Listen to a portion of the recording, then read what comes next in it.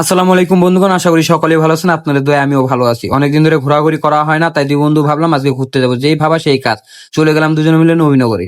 আর গিয়ে দেখি সেখানে কিছু প্রতিবন্ধী টিকটক করেছিল, আর তাদের টিকটক করা দেখে আমরা একটু বিনোদন নিয়ে চলে গেলাম আবার স্মৃতিসৌধের পিছে পিছে ঘুরতে ঘুরতে ভাবলাম একটু স্টাইল করে নি, চোখে সানগ্লাসটা লাগিয়ে একটু ওইদিক ওইদিক ঘুরে দেখে নিলাম। আর আমার পিছে আমার বন্ধু অনেক, সে তো মাথা হাত নাড়ছে। এইদিকে চলে আসলাম আবার স্মৃতিসৌধের সামনে। স্মৃতিসৌধের সামনে এসে মিনারটাকে কিছুক্ষণ দেখলাম, একটু ভাবসাব নিলাম। আর সামনে কিছু মেয়েরা ঘোরাঘুরি করছিল, তাদের সামনে একটু স্টাইল মারলাম। হ্যাঁ, আর এদিকে দেখছি এখানে সুইমিং পুল, না না সরি, এখানে বাংলাদেশের পতাকাটাও রয়েছে। অসংখ্য মানুষ এসেছে এখানে।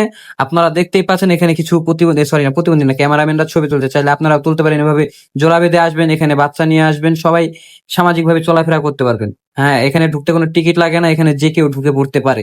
যেমন মনে করেন টিকটকার থেকে শুরু করে আরো অসংখ্য প্রাণী আছে এখানে। আবার কেউ আপনারা আমাদেরকে প্রতিবন্ধী ভেবে বসেন না, আমরা কিন্তু ঘুরতে এসেছিলাম, তার সুবাদে একটা ভিডিও করে নিলাম আপনাদেরকে দেখানোর জন্য যে নবীনগর স্মৃতিসৌধটা কতটা সুন্দর এবং কতটা ভালো। তো ভালো থাকবেন। আশা করি আমার ভিডিওটা ভালো লাগলে আপনারা সবাই ফলো করবেন, লাইক করবেন, শেয়ার করবেন, কমেন্ট করবেন। আসসালামু আলাইকুম।